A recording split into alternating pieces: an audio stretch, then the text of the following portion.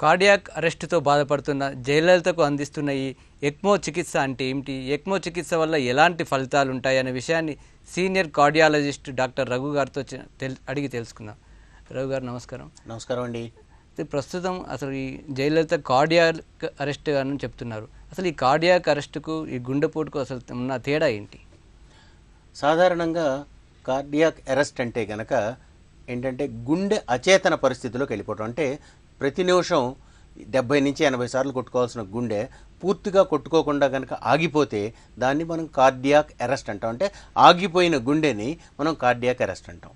గుండెపోటు అనేది వేరే ఇబ్బంది. అంటే గుండెపోటు అంటే సాధారణంగా మనం మయోకార్డియల్ ఇన్ఫాక్షన్ అంటే గుండెకి అందాల్సినంత రక్తం అందక గుండె యొక్క కండరం దెబ్బతినిపోతే దాన్ని హార్ట్ అటాక్ అని అంటాం చూడండి. దాన్ని తెలుగులో గుండెపోటు అంటాం. గుండెపోటు వేరు, కార్డియాక్ అరెస్ట్ వేరు.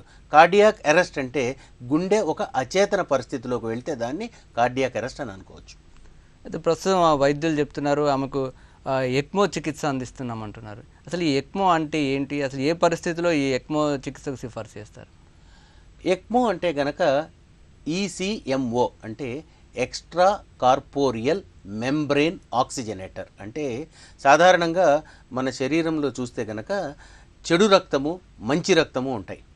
చెడు రక్తం అనేది శరీరంలోని వివిధ అవయవాల నుంచి వచ్చిన రక్తం, ఏదైతే మలినాలతో కూడిన రక్తము గుండెకి చేరి గుండె నుంచి ఊపిరితిత్తులకి వెళ్ళి ఊపిరితిత్తుల్లో శుద్ధి చేయబడిన తర్వాత ఎడం పక్క గుండెకి చేరుతుంది. ఈ కుడి పక్కన గుండె సరఫరా చేసే పూర్తిగా ఉండే రక్త సరఫరాలో ఉండే రక్తం మొత్తము మలినమైన రక్తము లేకపోతే చెడు రక్తము. ఊపిరితిత్తుల్లోకి వెళ్ళిన తర్వాత ఆ రక్తం శుద్ధి చేయబడి ఎడం పక్క గుండెలోకి వచ్చి అక్కడి నుంచి వివిధ అవయవాలకు వెళ్తుంది. గుండెకి కానివ్వండి, కిడ్నీస్కి కానివ్వండి, కాళ్ళకి కానివ్వండి, లివర్కి కానివ్వండి, స్ప్లీన్కి కానివ్వండి, అన్నిటికీ అట్లా వెళ్తుంది అనమాట. మళ్ళీ ఆ అవయవాలు పనిచేసినప్పుడు మలినాలు తయారవుతాయి. ఆ మలినాలు మళ్ళీ కుడిపక్క గుండెకి చేరేది ఒక సిస్టమ్. సో గుండె కుడిపక్క వేరు, ఎడం పక్క వేరు. ఈ రెండుకి మధ్య సమన్వయంగా రక్తాన్ని శుద్ధి చేసే అవయవం ఊపిరితిత్తులు అనమాట. ఈ ఎక్స్ట్రా కార్పోరియల్ మెంబ్రెయిన్ ఆక్సిజనేటర్ అంటే ఏదైతే మన యొక్క టీలో ఉండే నొలకల్ని తీసేయడానికి ఒక ఫిల్టర్ లాగానే ఊపిరితిత్తులు ఫిల్టర్ చేసేస్తుంది. ఆ ఫిల్టరు ఊపిరితిత్తులు ఎప్పుడైతే పనిచేయవో లేకపోతే గుండె ఎప్పుడైతే ఊపిరితిత్తులకి రక్త సరఫరా చేయదో అటువంటి పరిస్థితుల్లో ఏంటంటే ఎక్స్ట్రా అంటే శరీరానికి బయట ఒక మెంబ్రెయిన్ పెట్టి ఆ రక్తాన్ని శుద్ధి చేసి ఆ శుద్ధి చేసిన రక్తాన్ని తిరిగి శరీరంలోకి మళ్ళీ ఇంట్రడ్యూస్ చేస్తాం. అంటే నార్మల్గా మనం ఏం చేస్తామంటే హార్ట్ లంగ్ మెషిన్ అంటాం. బైపాస్ ఆపరేషన్ చేసేటప్పుడు గుండెని కొంతసేపు ఆపివేసి మనం బైపాస్ ఆపరేషన్ చేసి గుండెకి చేయాల్సిన ఆపరేషన్ మొత్తం చేసి తిరిగి గుండెని తీసుకొచ్చేదాకా ఈ గుండెని ఆపివేసి తిరిగి తీసుకొచ్చే మధ్య సమయంలో ఏం చేస్తామంటే హార్ట్ లంగ్ మెషిన్ మీద పెడతాం. అట్లానే ఇది కూడా ఏంటంటే ఎప్పుడైతే గుండె ఆగిపోయి ఉంటుందో తిరిగి గుండె రికూప్ అయ్యేదాకా ఈ మధ్య సమయంలో శరీరంలోని వివిధ అవయవాలకి రక్తాన్ని ప్రసారం చేస్తూ గుండెకి కొద్దిగా తాత్కాలిక విశ్రాంతినిచ్చే ఒక పరికరం కింద మనం భావించవచ్చు. ఇది ఊపిరితిత్తులు చెడిపోయినా ఉపయోగిస్తాం.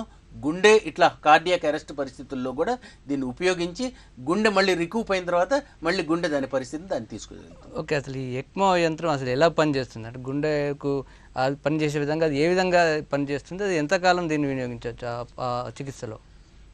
ఒక చిన్న వీడియోతో మనం తెలుసుకుందాం ఎక్మో అనే పరికరం ఏ విధంగా పనిచేస్తుంది అనేది. దాని తర్వాత అసలు మనం దాన్ని ఎట్లా పనిచేస్తాం.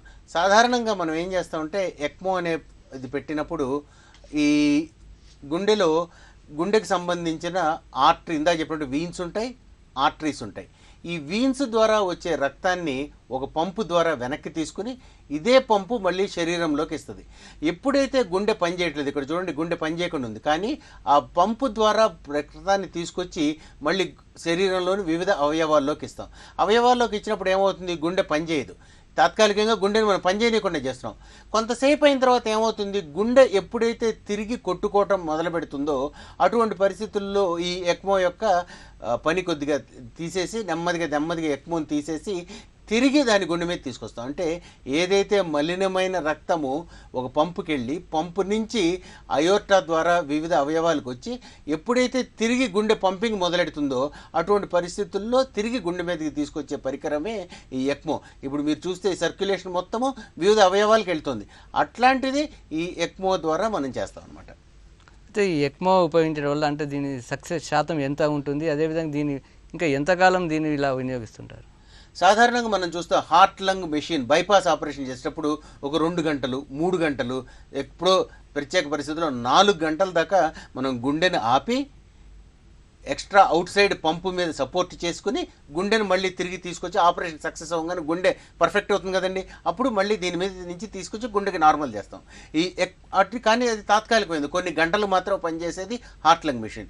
కానీ ఎక్మో అనేది చాలా సొఫిస్టికేటెడ్ మెషిన్. అందులో ఏంటంటే కొన్ని రోజుల పాటు కూడా ఒక మనిషి గుండె కొట్టుకోకపోయినా కూడా ఆ గుండె తాత్కాలికంగా రికవర్ అయ్యేదాకా ఈ మెషిన్ మీద పెడతాం. సాధారణంగా ఒక 3-4 డేస్ ఉండొచ్చు, కొన్నిసార్లు ఒక 5 to 7 days, 8 days, 10 days, 2 weeks కూడా పెట్టి ఉంచవచ్చు. ఎందుకనంటే బేసిక్ ఏంటంటే కాంప్లికేషన్స్ రాకుండా ఎక్మో సిస్టాన్ని మెయింటైన్ చేస్తూ గుండె రికవర్ కాగలదు అని కనుక ఆ డాక్టర్లు కనుక భావిస్తే ఆ గుండె లెటర్సే 2 రోజుల్లో రికవర్ అవుతుంది, 4 రోజుల్లో రికవర్ అవుతుందంటే ఎక్మో సర్క్యూట్ శరీరాన్ని సపోర్ట్ చేయగలుగుతుంది. కానీ గుండె దానంతటా అది తిరిగి రికవర్ అవటం అనేది ఇందులో అత్యంత ముఖ్యమైనది అనమాట. అంటే ఇతర లైఫ్ సపోర్టింగ్ విధానాలు కూడా ఉపయోగిస్తున్నామని వైద్యులు చెప్తున్నారు. అంటే ఇప్పుడున్న ఆమెకున్న పరిస్థితుల్లో ఇంకా ఏమేమి ఉపయోగిస్తుంటున్నట్టున్నారు, వాటి వల్ల ఎలాంటి ఫలితాలు వస్తాయి? సాధారణంగా మనం చూస్తే ఎక్మో అనేది సర్క్యులేషన్ మెయింటైన్ చేసేది, రక్త ప్రసరణ మెయింటైన్ చేసేది. కానీ గుండె పంపింగ్ మెయింటైన్ చేయడానికి రకరకాల టెక్నిక్స్ ఉంటాయి. లైక్ ఐఏబిపి అని కానివ్వండి, ఇంపెల్లా అని కానివ్వండి, ఇట్లాంటి గుండెవి చేసేవి. అవి కాకుండా ఈ రోజుల్లో ఏంటంటే వెంట్రిక్యులార్ అసిస్ట్ డివైసెస్ అని వస్తున్నాయి. ఇప్పుడు మామూలుగా హార్ట్ ట్రాన్స్ప్లాంట్ చేస్తాం అంటే గుండె తీసేసి కొత్త గుండె పెడతాం. అట్లా కాకుండా గుండె పనిచేయట్లేదు అనుకోండి, ఆ గుండె తీసి ఆర్టిఫిషియల్గా వెంట్రిక్యులర్ అసిస్ట్ డివైస్ అంటే మన యొక్క పంప్స్ లాంటివి ఆర్టిఫిషియల్గా పెడుతున్నారు. అది ఒక type of heart support system. ఆవిడ జయలలిత గారికి అది పెట్టారని నేను అనుకోవట్లేదు, కానీ అది ఒక టైప్ ఆఫ్ సిస్టము. రెండో సిస్టమ్ ఏంటంటే ఇది సర్క్యులేషన్ హార్ట్ వరకు. అదేవిధంగా ఇంకొక సపోర్ట్ సిస్టమ్ ఏంటి, ఊపిరితిత్తులు సపోర్ట్ చేసేది. ఊపిరితిత్తులు సపోర్ట్ చేసే సిస్టమ్ వెంటిలేటరు. ఆ వెంటిలేటర్లో ఉండే అడ్వాన్స్డ్ సిస్టమ్, అది రెండో టైప్ ఆఫ్ సర్క్యులేటర్ సిస్టమ్. మూడోది కిడ్నీస్ పనిచేయడానికి కూడా దానికి కూడా ఒక సపోర్ట్ సిస్టమ్ ఉంటుంది. అందులో మనం మెయిన్గా చూస్తే డయాలసిస్, కాకపోతే ఇట్లా బీపీ ఇది తక్కువ ఉండి ఎక్మో మీద ఉండే మనుషులకి సిఆర్ఆర్టీ అంటే కంటిన్యూస్ రీనల్ రీప్లేస్మెంట్ థెరపీ, అంటే కిడ్నీ ఏదైతే పనిచేస్తుందో దాని ద్వారా కూడా మనం సపోర్ట్ చేయొచ్చు. కాబట్టి కిడ్నీస్కి, హార్ట్కి, ఊపిరితిత్తులకి మూడిటికి 3 different types of support systems.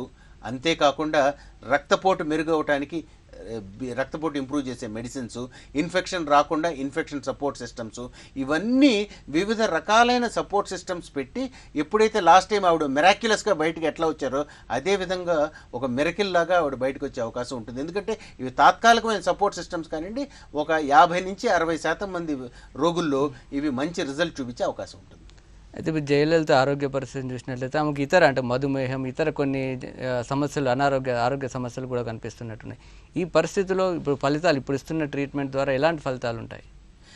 మనం గ్రహించాల్సింది ఏంటంటే ఈ హార్ట్ అరెస్ట్ అయిన తర్వాత గుండె పంపింగ్ ఏ విధంగా ఉన్నది, గుండె దానంతా అది కొట్టుకుంటుందా లేదా. గుండె అది కొట్టుకుంటూ ఉందనుకోండి, క్రమేణా డెఫినెట్గా రేపు కానివ్వండి ఎల్లుండుకోకుండా గుండె దాని పునర్శక్తి వచ్చేస్తుంది. అప్పుడు ఆటోమేటిక్గా బయటకు వచ్చే అవకాశం ఉంటుంది.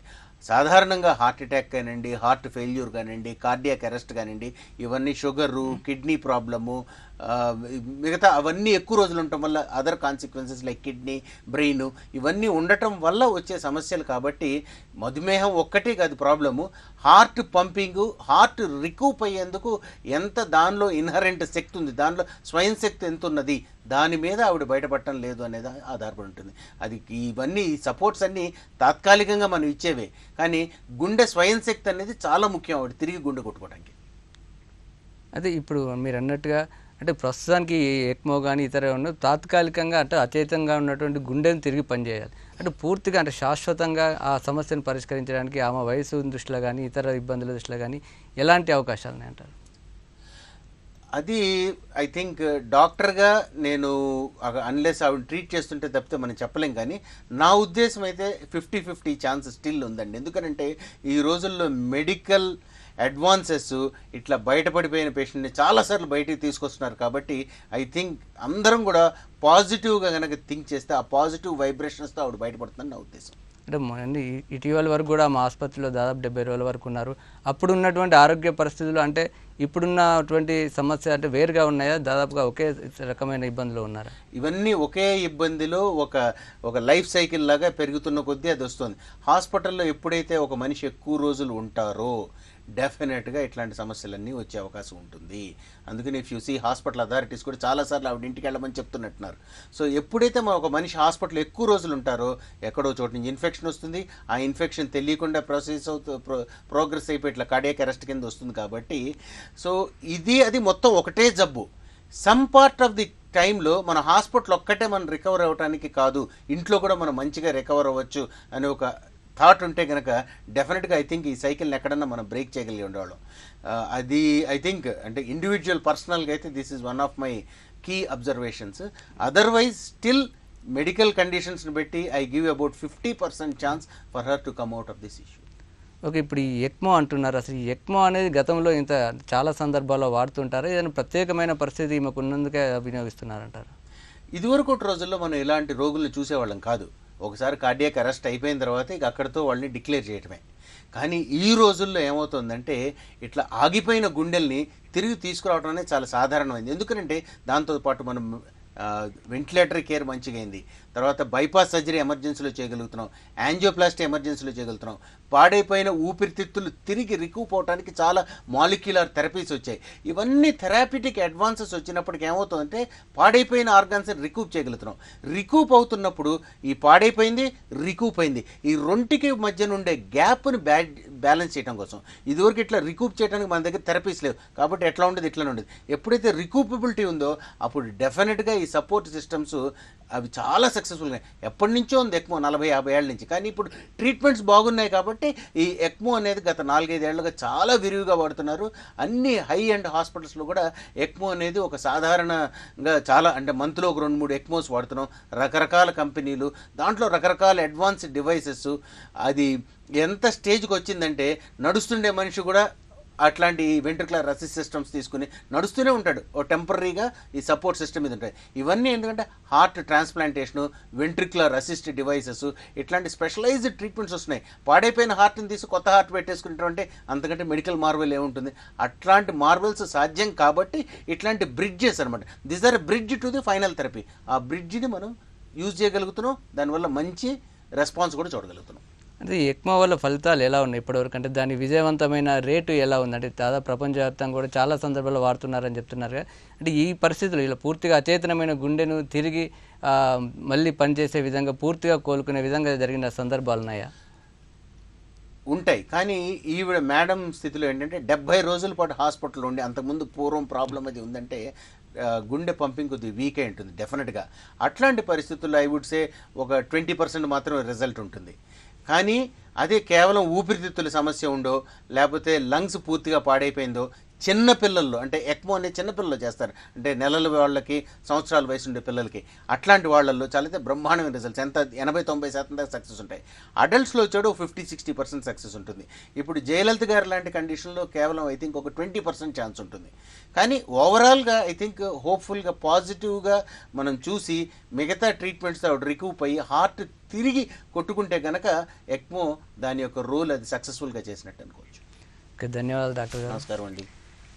డాక్టర్ గారు చెప్తున్న దాని ప్రకారం వైద్యులు జయలలితను ఆమెకు పూర్తిగా కోలుకునేందుకు శతవిధాలుగా ప్రయత్నిస్తున్నట్టుగా తెలుస్తుంది. ప్రధానంగా ఈ ఎక్మో చికిత్స ద్వారా ఆమెకు అచేతనంగా మారినటువంటి గుండెను తిరిగి కోలుకునే విధంగా, తిరిగి పనిచేసే విధంగా వైద్యులు ప్రయత్నిస్తున్నట్టుగా తెలుస్తుంది.